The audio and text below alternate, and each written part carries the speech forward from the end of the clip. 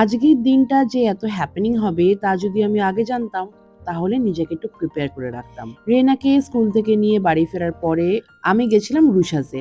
Client এসেছিল আমার, ১-১.৫ মাস আগে ইয়ারলো প্রিপেয়ার করে গেছিল। সুন্দর করে ব্যাপারটা যখন রিপেয়ার হয়ে গেছে, আজকে এসেছিল উনি কান ফোটাতে। প্রায় ১.৫ মাস পরে কানের পরে আমার ক্লায়েন্ট তো ভারী খুশি। আর যা কিছু আমি নিজে হাতে করে ফেলতে পারি, কিন্তু এই পিয়ার্সিং ব্যাপারটা আমি কিছুতেই করতে পারি না। বড্ড ভয় লাগে। কিন্তু ওনার কান ফোটানো দেখে কি হুজুগ চেপেছে আমার, নাক ফোটাতে বসে পড়েছি।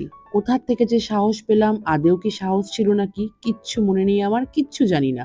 আমার এখনো মনে পড়ে আমি যখন কান ফুটিয়েছিলাম তখন আমি পড়ি ক্লাস 7 এ।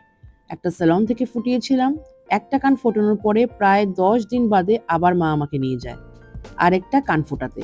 পিয়ার্সিং ব্যাপারটা আমি এতটাই ভয় পাই। এইদিকে শিখতাম নাচ, তাই আমাকে পরানো হতো ফলস কানের দুল। আর সেই মেয়েটা নাকি আজকে নিজে নিজে বসে পড়েছে নাক ফোটাবে বলে। যারা অনেক নাকের দুল কানের দুল পরে তাদের কাছে হয়তো ব্যাপারটা কিছুই না, কিন্তু ট্রাস্ট মি, এই ব্যাপারটা করার জন্যে আমি একটুও প্রিপেয়ার ছিলাম না। মানে আমি কোনোদিনও ভাবিনি যে আমি নাক ফোটাবো। তাই কানের দুল দিয়েই আমার নাকটা ফোটানো হলো। আর ফাইনাল রেজাল্ট দেখে আমি কিন্তু ভারী খুশি। এবার সত্যি সত্যি বলি, ভয় কিন্তু 100% লাগবে, কিন্তু ব্যথা লাগবে মাত্র 10%। সত্যি এই পাহাড় সমান সাহস দেখানোর পরে শুরু করলাম আমি আমার ক্লায়েন্টের ট্রিটমেন্ট। এই যেটা আমি করছি এটাকে বলা হয় MMFU। আশা করছি সোশ্যাল মিডিয়ার দৌলতে তোমরা এটা অনেকেই জেনে গেছো।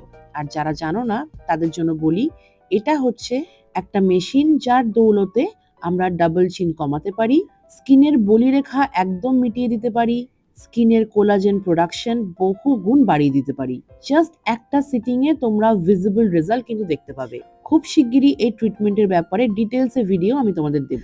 আমাদের রুশাসে কিন্তু হাইফু বা এমফুর উপরে ফ্ল্যাট 40% অফ চলছে, তাই তোমরা স্ক্রিনে দেওয়ার নম্বরে আমাদের হোয়াটসঅ্যাপ করে অ্যাপয়েন্টমেন্ট বুক করে নাও। তারপরে কাজকর্ম সেরে যখন বাড়ি গেলাম, ওমা, দেখছি রেনা আমাকে দেখাচ্ছে যে ওর নাকি একটা দাঁত নড়ছে। এই আমার নাক ফোটানো আর এই রেনার দাঁত নড়া, এই ব্যাপারটা আমার হজম করতে বেশ সময় লাগবে।